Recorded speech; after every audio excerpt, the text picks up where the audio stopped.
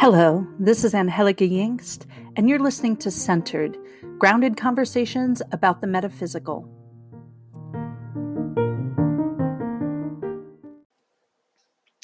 Today's conversation is with my friend, the Reverend Howard West. Howard is an ordained Presbyterian minister with a Master's of Divinity from Princeton Theological Seminary.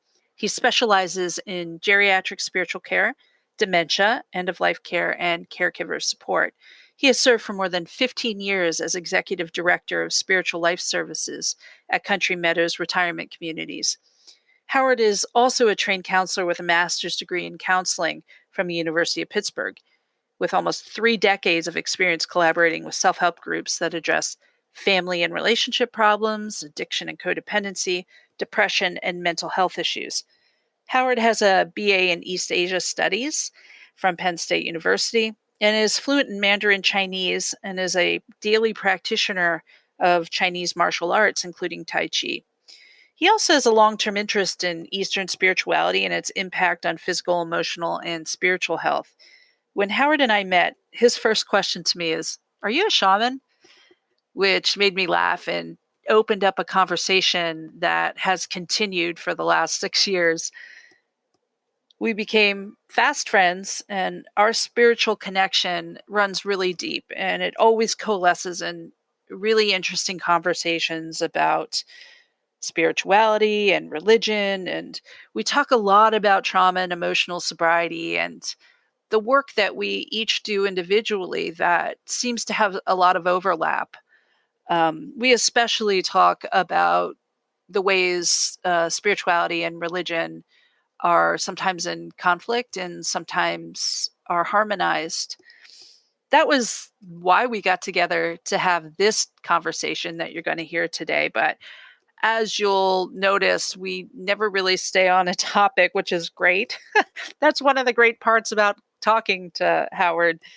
I consider Howard to be one of the most important, if not the most important spiritual advisor that I have. And he's a great influence and he's a good friend.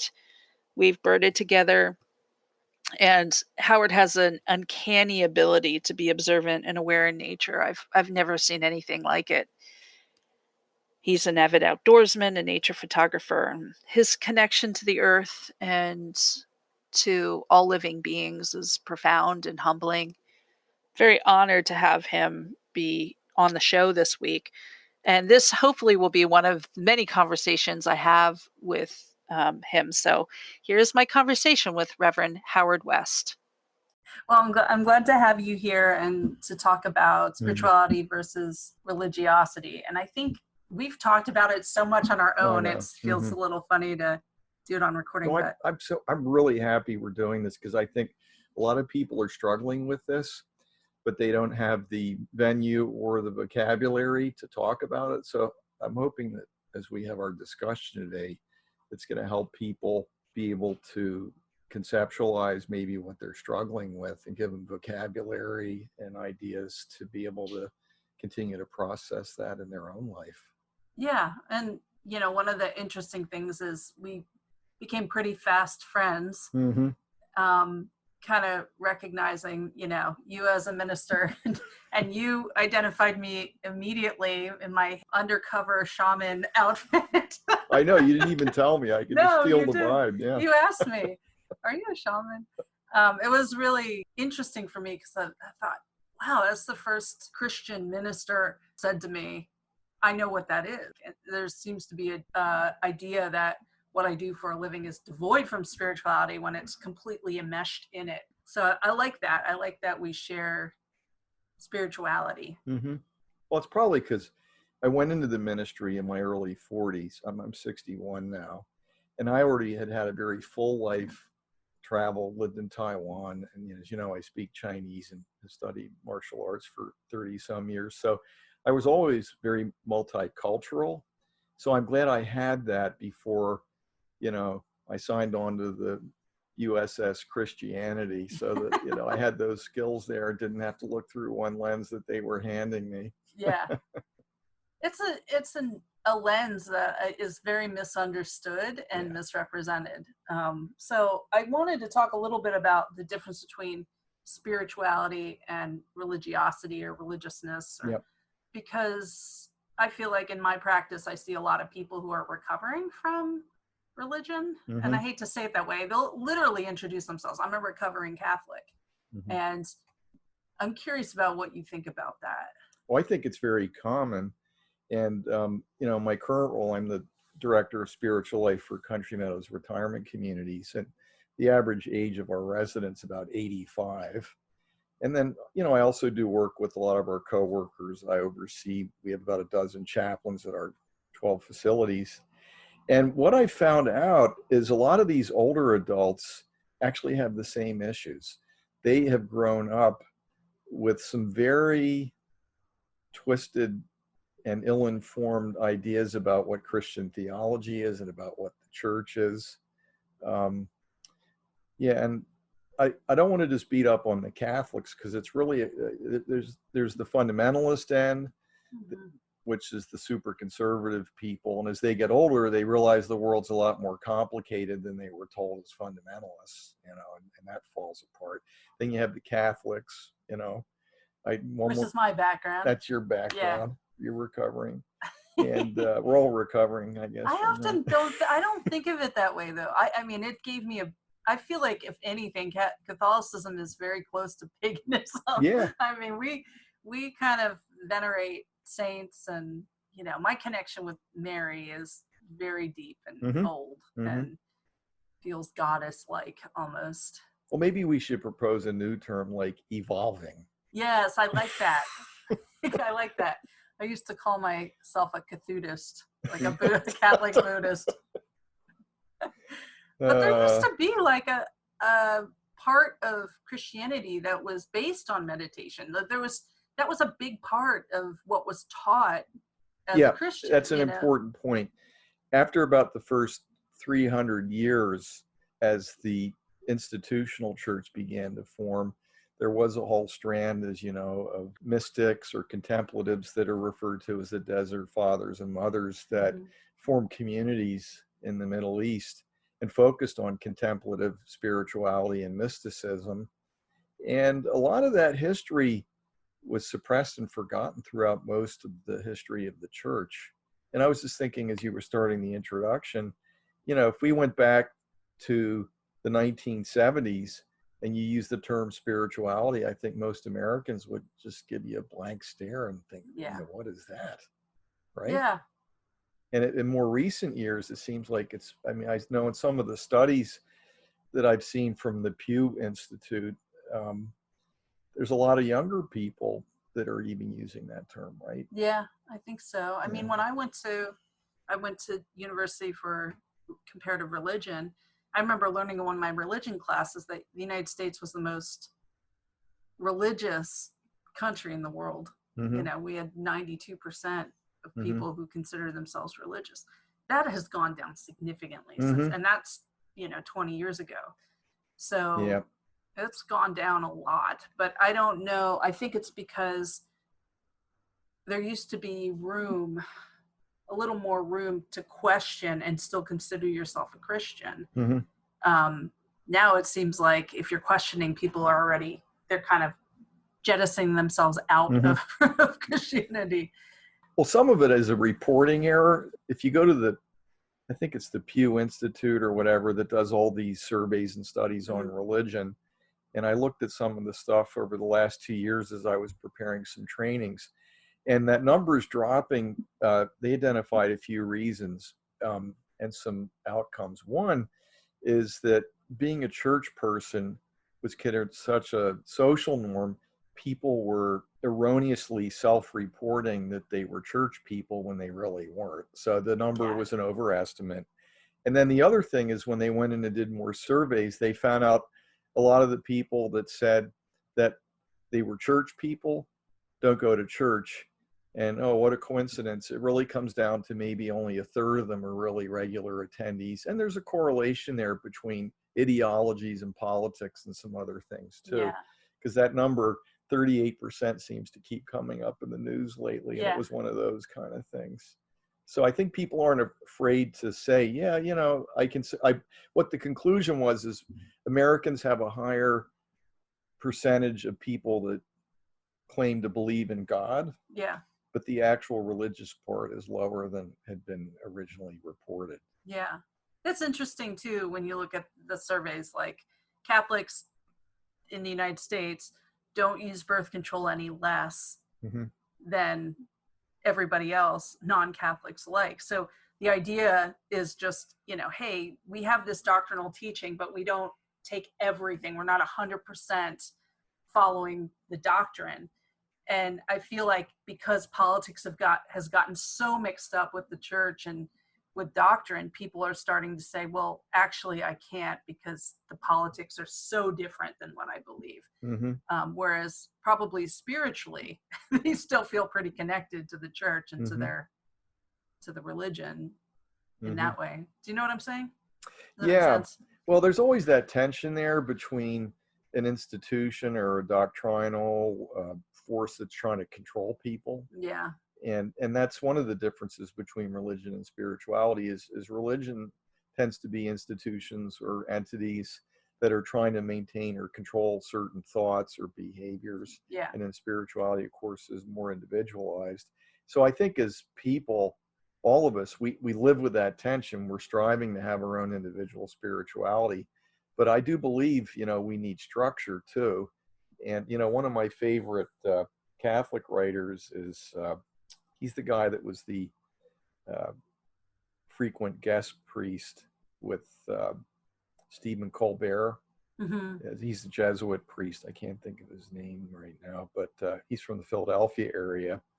But one of his Twitter posts was, "Well, we have to stop arguing. Are you religious or are you spiritual? You could be both. They're not opposed." Yes. Right. And that's unfortunately, I think, a false choice that people on either extreme of the spectrum paint this as it's either or, but it's a blend. Yeah. Right. Yeah. Yeah. And we do miss a lot when we're not involved in a church community or in a spiritual community, which is community, not having that whole structure to support you when you're going through change and when you're going through upheaval, and and not being able to support others, when we're alone, we're on a raft by ourselves. It's intimidating and scary in the world. Yeah, and that's a real big American problem because we're such an individualistic culture. Yeah. And that isn't the right or a left thing. It happens on all ends of the spectrum. Yeah. That and the problem with that is if you become too individualistic with your spirituality, you're missing thousands of years of writings and experience, and even more importantly, and we've talked about this, you're missing community. Yeah. Yeah. Because that is the one thread that I think connects a lot of spirituality. It has to be done in community. It can't be done totally by your. And even with those desert fathers and mothers, one of the misconceptions that I've read about is everyone thought of contemplatives and mystics as people that just, they think of maybe someone, living out in the woods in a shack or in the desert, that they were part of communities that did things to help the poor and people in the community. Yeah. I think that's why spirituality, like I practice, and shamanic spirituality and some of these earth-based spiritualities are becoming really popular. It's because they're also community-based. We have a lot of, festivals and gatherings and circles, and there is a kind of structure to them, especially if you're learning. Yeah, and Mother Earth is not a Democrat or a Republican. No. You have to worry about that, huh? Yeah. Well, it's an interesting thing, because I was kind of wondering, like, when did the church get so far away from nature? Because it seemed like, I just think of Francis of Assisi and some of the mystics, the Christian saints and mystics that were connected to the earth and to nature. And it seems like there's more of a focus on the institution, and it seems disconnected. And then the politics of climate change and things have made it that churches are preaching anti-climate change, and church doesn't make sense to me. I don't know where that really started. I mean, there might be roots, one of my favorite writers is Leslie Newbigin. He was a missiologist, Bishop Yeah. of South India, lived in the 20th century. And, he has this famous quote that Neoplatonic thinking is the oxygen that was keeping Western Christianity alive. And you're the one with the religion degree. You can explain Neoplatonic thinking, but basically That's old stuff. It's very moldy back there. Basically, it's a little bit. This is an oversimplification, but we only have so much time here to talk about it. Basically, one of the tenets of Neoplatonic thinking is that matter or physical things here on Earth are at sort of a lower level, and that there's this higher spiritual realm of essence or whatever that we're trying to ascend to that. Yeah. And unfortunately, that creates a dualism, can lead to a dualism that minimizes and devalues the physical world that we live in, right? And everyone's trying to, get to that higher level. We see it with conservative evangelicals that believe in the rapture. There's going to be this great apocalypse, and all those people that are saved are going to get beamed up to the mothership, and the heck with the rest of you. So I think we have that goes back, and then of course we have the whole. Then on top of that, right, we have the Enlightenment, and I think nature was seen as an object to be studied and mastered and analyzed. And then on top of that, we had the Industrial Revolution, right, where nature is just, it's just to be used and exploited for industry. Yeah. And what's really sad is, I love Pope Francis. I know, he's actually, it's been a few years since he made his proclamation to say, like, if you're not taking care of the earth, you're not being a good Christian, which score one on the Catholic side. I think that's awesome. Yeah. What was it? I like him though. I think it's Laudate Si, I think is the name of it. I didn't study Latin. So, but he's kind of, I get really sad when I hear some of my Catholic friends trashing him, because he's kind of the best of both worlds of Catholicism. He's a Jesuit, which means he's a contemplative, right? Yeah. But he's chosen Francis as his name. Of course, we think of Francis and the nature and the environment and the poor, and he's a wonderful blend. He is. And I like, I've always been for liberation theology, and he has a social justice bent to him that the guy before did not. What was his name? Benedict. Benedict the 16th. Ooh, he was dark energy. He just seemed like an old authority. In the Tarot, we have this card called the Hierophant, and it's like the Pope, sitting in front, and there's people bowing down in front of him, and he just seemed like the old school. Well, he was. He was the thought police. Yeah. Right. So I think that's what's happening. And Angie, you also know too, I'm a big bird watcher and outdoor guy, and I've always loved nature. And that was one of the things I was always frustrated with, with church stuff, is you're right. There's hardly anything in there about the environment or nature. Some more progressive churches have like the blessing of the animal ceremonies. Yeah. But it is a gap. Mm-hmm. Yeah. Yeah. And I kind of remember someone arguing with me when I was a vegetarian. I'm still a vegetarian, but I had years of eating meat. And they kind of said something like, oh, well, in the Bible, it says that the animals are here for us to consume. They're here for us to use. And I was like, yeah, well, you can find you can find anything to justify anything.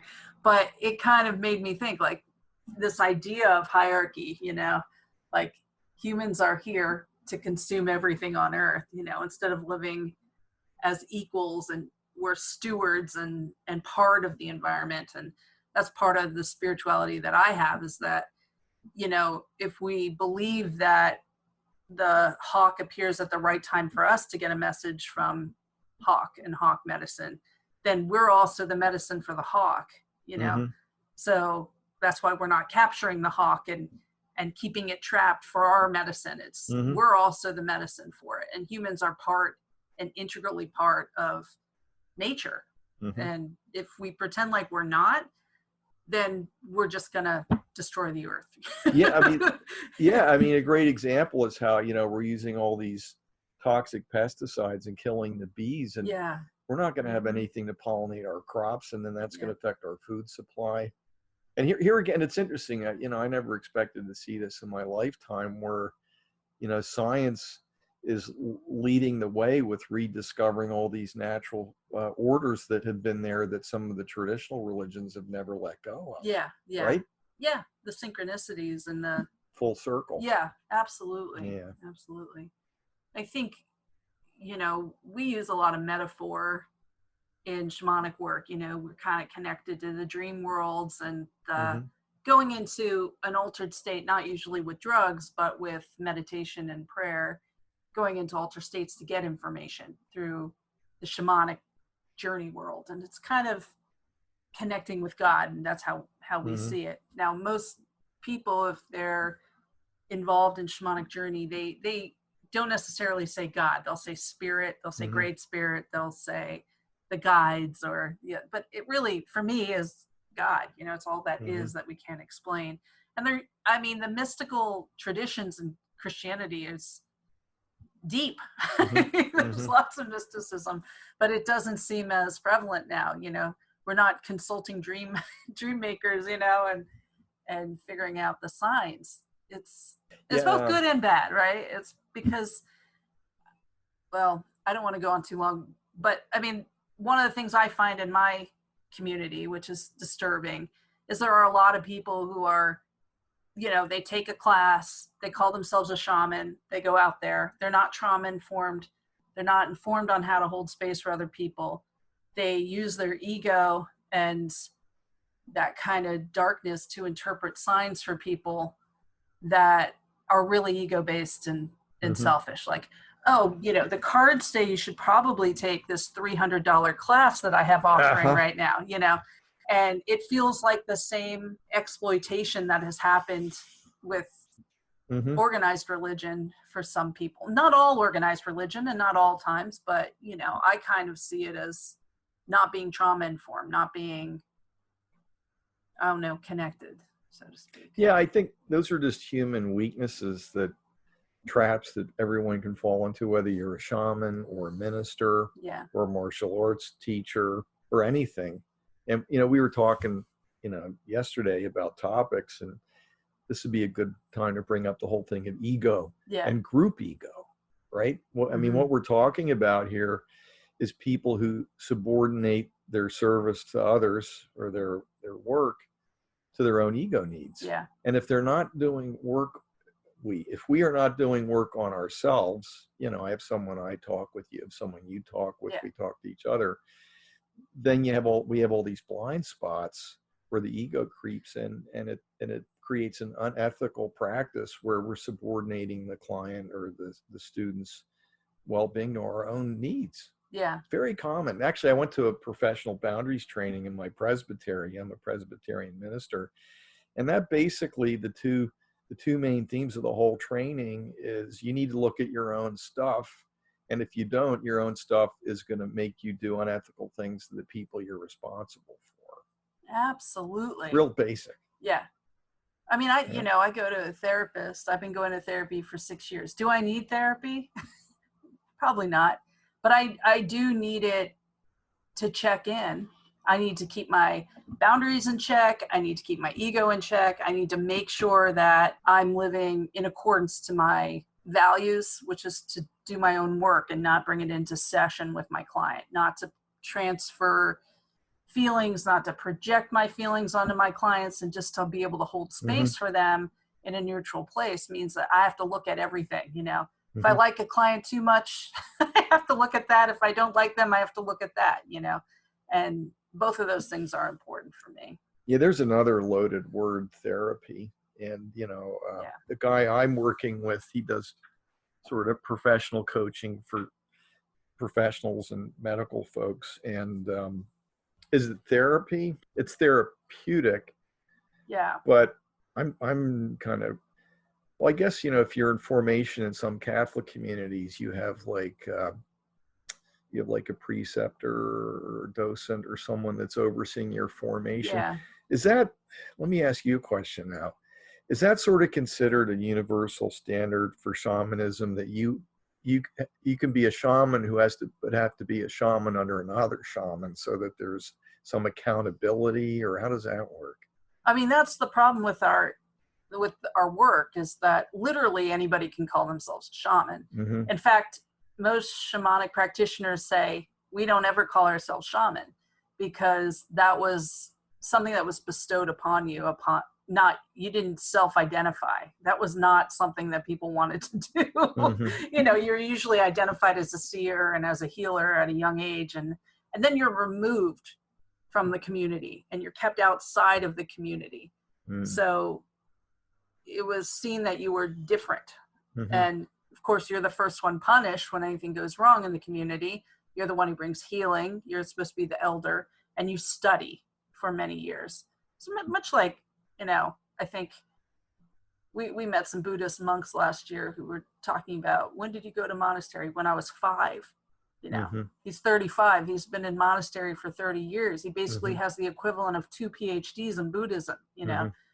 Mm-hmm. So for people in my industry, in my community, you know, you get a lot of false prophets. You get a lot of people who identify, and there isn't a hierarchy. You know, I lean on my teachers a lot. You know, I kind of will go back to my teachers and ask them questions. Hey, I'm having an ethical question. Would I be able to talk to you about it? I'm having a healing question. I have kind of like, my therapist says they do this for other therapists, where you have kind of a communal of therapists and you talk about cases on a very general basis. I have my community of healers that I go to. Hey, I've got this dilemma. I'm working on somebody. They've got this issue. I did this. What do you think? How would you have approached it? What do you think about that? Well, we're like that as friends. Yeah. Yeah. Right. Yeah. And then because we're from 2 different disciplines, it's really great because we can have 2 different perspectives, but when we come up with a similar theme, then we know we're hitting the truth. Just like, you know. And I mean, that's the problem. We have no governing body. We have no code of ethics that we have to sign. I offer a code of ethics to my clients. I have it written down where I say, this is what I do. This is what I'm not going to do. And it's important, but yeah, it's scary out there. Well, that's a big problem in a lot of these independent churches, you know, and I'm dealing with that right now. I don't want to get into details, but I'll talk about it generically. As we have this pandemic going on now, and we have certain, like, internationally acceptable public health guidelines to prevent people from dying of this thing. But we have these religious entities out there. I'm not going to pick on any because it's in all the religions, that they are not accountable to some type of a higher authority, or they just decide what their own truth is. And if they don't like it, they just, you know, trash it. Yeah. And yeah, that's a big problem. I found that in the martial arts community too. People that tend to be lone wolf practitioners, there's a lot of problems there. Yeah, the ego part is a hard one. Like, that's like when people ask me, how do you know what kind of healer do you go to, or what kind of spiritual group is good? I was like, check the ego. That's the first thing. Where's the humility? Are you feeling it? Are you sensing it? Trust your gut. Something feels off. It's the same with when you go to a church and, you know, the priest is, or the minister's just talking about themselves the whole time. You kind of go like, oh gosh, okay. There's not humility. They're not using their own lessons in life to share. Like, that should be a metaphor. It shouldn't be. Yeah, that's one of my pet peeves. Actually, they taught me that at seminary, that the mark of an immature preacher is he or she talks about themselves all the time. Yeah. Yeah. We, you know, it's one of my pet peeves, and, you know, making sure people are legit. And there's a lot of cultural appropriation that happens in my community because, you know, people find a culture that they're really resonant with, and then they'll just offer ceremonies that were maybe supposed to be taught by elders. Or I'm just listening to a podcast called Guru about the guy who was doing Sweat Lodge in Sedona, and like 3 people died at Sweat Lodge because he had them in 125-degree Sweat Lodge for 2 hours, and basically they boiled to death, you know. And he was not trained. He just was like, we're going to do a vision quest for 3 days. These people didn't drink or eat for 3 days. Then he brought them in, he gave them breakfast, and then took them to a sweat lodge for 3 hours. So they were already dehydrated. They were not doing well. And it's really interesting because he doesn't call himself a shaman, but his whole identity, his whole spirituality is empowering the ego to overcome your discomfort, right? Mm-hmm. So it was like a very toxic masculine kind of, I hate to call it like a dick contest, but it was like, how long can you stay in that kind of discomfort? This is what we're measuring, And then he called it a sweat lodge, which is such a sacred ceremony, and that's not what it's about, So is he sweating it with the lawyers now? I think he's sweating in prison, yeah. But it's interesting. I love listening to podcasts, and then of course I'm relating it to my practice. Okay, where are you checking in, Ange? Are you making sure you're and we've talked a lot about this. We need to know people who know us so well that if something's off, we can feel a shift in the mood or the energy and say, you're just not something's off with you right now. What's going on? Yeah. Because sometimes, there is stuff bothering us and we can't see it, but we're projecting it through our nonverbal behaviors and actions. Yeah. And we need people. My wife's really good at that, unfortunately, but they always are. I know. Yeah. They always are. I have some really, I know some really ethical practitioners. I know people who have arguments and won't go see a client in the next 12 hours after an argument because they have to do the cleansing and the energetic work because they don't want to bring their shit in. Yeah. And I think that's where you're kind of mentioned being trauma informed, where that's really valuable is just to say, okay, I'm dealing with people who are coming in a vulnerable place. Mm-hmm. They're asking me for help. Even if they're in perfectly good health and they just want to tune up, an energetic tune up, it's still my duty to do my work before I go in there and make sure I'm not doing more damage. It's like, do no harm. So we can circle back to the original question, which is this whole thing about religion and trauma, religious abuse, and people recovering from it. And when I used to be a therapist, I'd always say, look, let's save some time here. I'm not going to ask if you're from a dysfunctional family. Just tell me what type of a dysfunctional family, because there's two types of people in the world: people that admit they're from a dysfunctional family, and everyone else that's in denial. Yeah. And I think we have all have some type of baggage associated with religion and spirituality too, that we have to work on. And I think each of us, because we have roles of spiritual authority, right? When people come to you, they trust that when you tell them something that you know what you're talking about. The same thing with me. And can I tell a story? Yes, please. Okay. So I know someone who's had a family member, a teenager, that took his life, and of course there was a tremendous amount of survival guilt on the mother of that young man. And the neighbor came over and said, he's in hell right now. And I almost spit my water. Yeah, I know.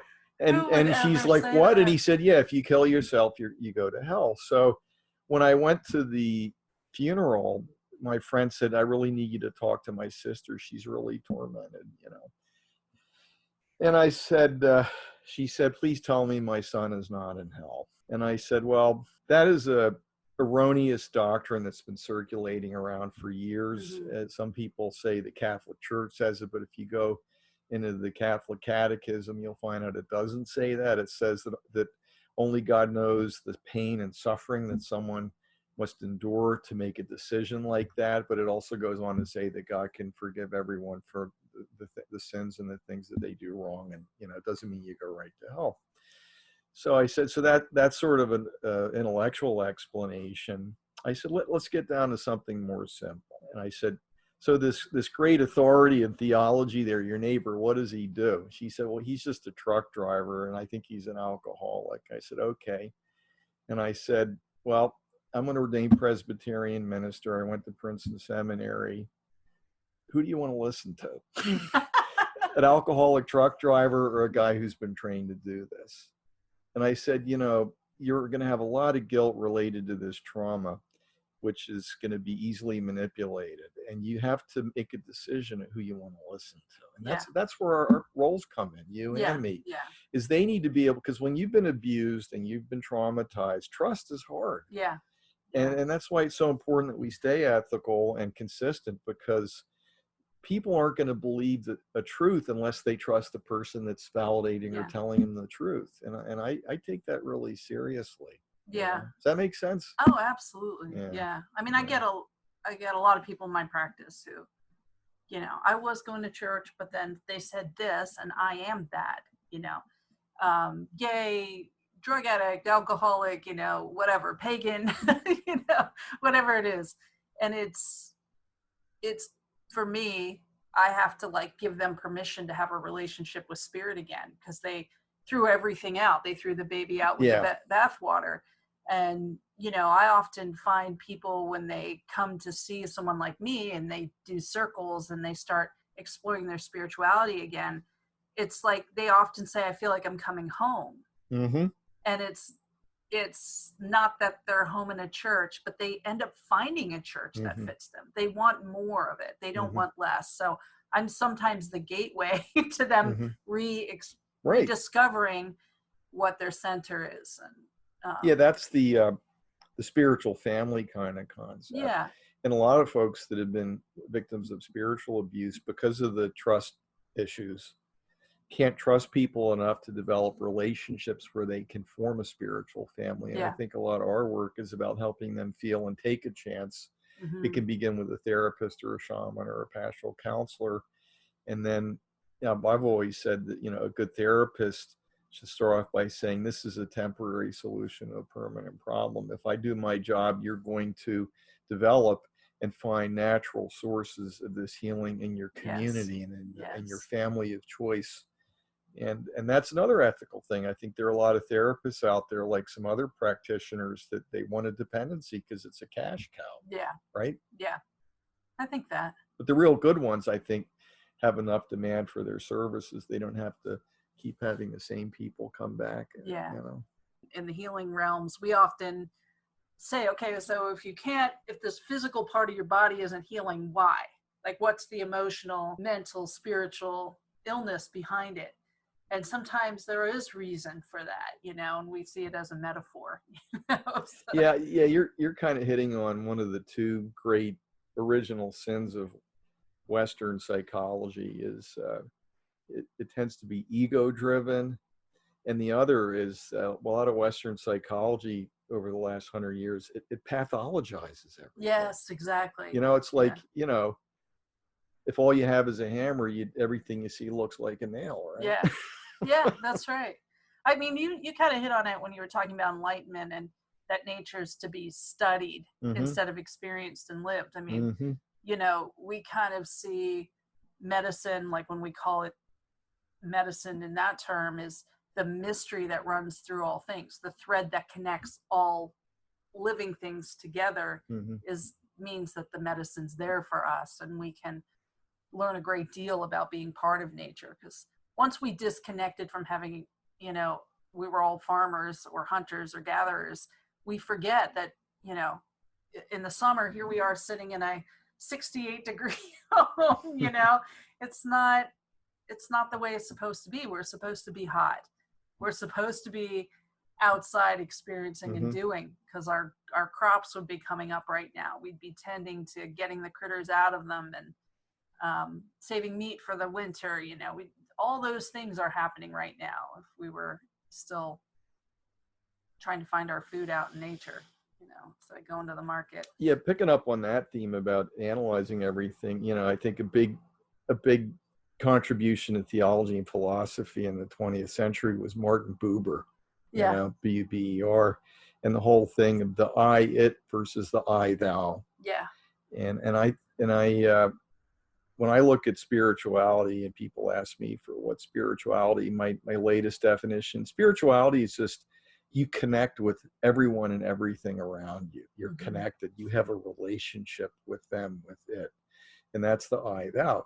But I think a lot of Western worldview in the last 500 years has been I, it. Yeah. You know? Yeah. Everything's an it. It's a thing for me to analyze, identify, name, manipulate, control. Yeah. And whereas the native spiritualities, it's I thou.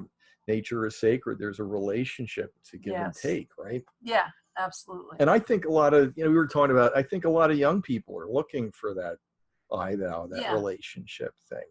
Yeah, because, it's really scary to be I. It's really scary to be alone in the world, without an idea of a relationship or a connection to all that is and all that can be and all that has been. When you're disconnected from your ancestors and you're disconnected, from nature, you're then in charge. You're God. That's totally scary. Another permutation that I hit are all those horrible as seen on TV products. I was in Rite Aid the other day and I'm looking at, what is this crap, Yeah. And I was thinking, I don't see any young people fishing around that part of the store. No. You can sit, how'd you like to sit in your chair, do nothing and lose weight and knit a sweater or whatever, and then I thought there's no as seen on Instagram, now they've got their own challenges, but it's this whole control thing. You can have it all, the materialism. And I'm just so curious to see where this next generation goes with it's all so that. Cool. I mean, I have a 13-year-old, so it's so non-binary, not just in gender, but with everything. They kind of get out of that black and white thinking. That to me is exciting and interesting. Yep. Yeah, and we need a spectrum. There's like you said, there's two poles, and then there's a blend in the middle. Yeah. My sons are older than your kids, and I've been wrestling more with what they see in their little spheres of social media. And the thing I worry about, I won't say what end of the spectrum it is that when people are anxious, they want a real oversimplified model to look at and say, yeah, that's the solution. But it's funny you say I don't want to talk about one side, but that happens on both sides. It does. It happens on both sides. It happens on both sides. It's just, do you pick brand A or brand B? Yeah. But that's one of our human weaknesses, is we don't want to live with the tension of saying this thing's really complicated. We may not understand it for 20 years. People want an answer now. Yeah. That's very American, instant. Yeah. Yeah. And then people fall into those traps, and that's how con men operate. Yeah. They say, oh, you see this problem that's going to take 10 years to fix? I can fix it in 2 months, for $19.99. Just send your check to scam.com, right? Yeah. And that's a human weakness. Well, and this is, I think, a big part of our work, Ange, is that we are trying to teach people to live in the tension. Right. Embrace the shadow side. Yeah. No, the job is not get rid of it. It is to live with it and work through it. And the tension is what creates the growth, not getting rid of it. Yeah. It's like, I was just doing a journey with butterfly this month, for my people. And, when I was describing the medicine of butterfly, there's that whole experience. This man finds a cocoon, brings it home to watch it, and he's watching the butterfly emerge from the cocoon, and it's taking forever. There's just this little hole and trying to poke through, and he's been watching it for 2 hours, still not out. So he takes scissors and cuts the cocoon, and the butterfly comes out with shriveled wings and a big bloated body. And he thinks, okay, well, that'll get better. And it never does, because the process of going through the little hole actually squeezes all the fluid from the body into the wings, and the wings can expand. So us helping the process or trying to circumvent the actual difficulty actually doesn't work. And that's kind of what happened with Zachy. I was sitting there, he was being born, and I'm like, God, please, this has to be a fast labor. I can't do this. I just want him to come out. 2 pushes, he was out, but that wasn't long enough in the canal to push all the fluid out of his lungs. So he ended up having fluid in his lungs and going into NICU. We all need that struggle of pushing through the difficulty, not circumventing it, not spirit. I mean, that's what I get really passionate about, is spiritual bypassing, hard feelings. Like, oh, just pray it away. If you don't focus on it, you won't create your reality of suffering. To me, that completely ignores the actual work that needs to be done spiritually. which is sitting in discomfort. Well, don't you think that's one of the challenges with some of this younger generation is the parents that were the helicopter moms or the snowplow parents, is that they were cutting holes in the cocoon and not letting the kids, form through struggle so that they had better coping skills as they got out into the real world. And, absolutely. Well, I guess we're all getting the test now, huh? Yeah. Well, I like that you were talking about it being the shadow versus the light, because, instead of thinking of this binary line graph, it's probably more like a sphere that connects, the far right and the far left connect on the shadow part of the moon. You know what I mean? Like you can see it going around and just kind of circling back, because the extreme right and the extreme left look very similar. Well, that comes, from my East Asian studies background. I studied East Asian studies and China studies at Penn State, and then been studying it for many years now. Is the whole yin and yang symbol? Is that the problem with Western philosophy since the Enlightenment? Well, and it goes back even earlier. It's been there forever. Is when you create a dualistic of black versus white, you can't bring the two together to form a balance. Yeah.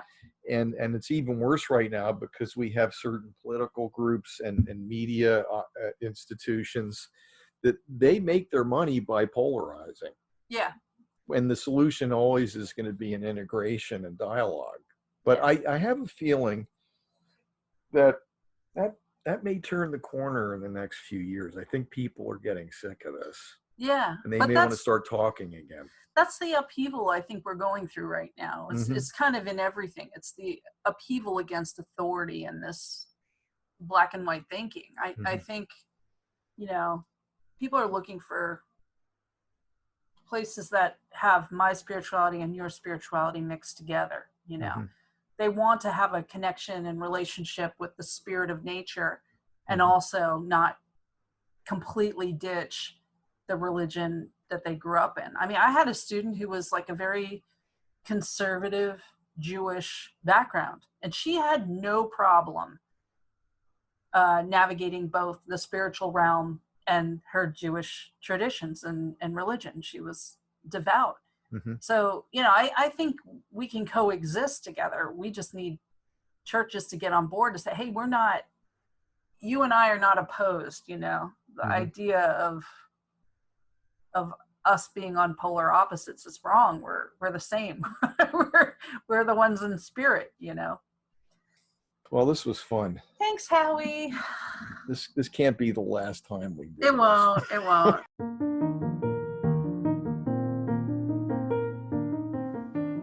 Thanks for listening to Centered with me, Angie Yingst. If you'd like to send me a question or comment about this show or any shows, you can send them to Angie@themoonandstone.com.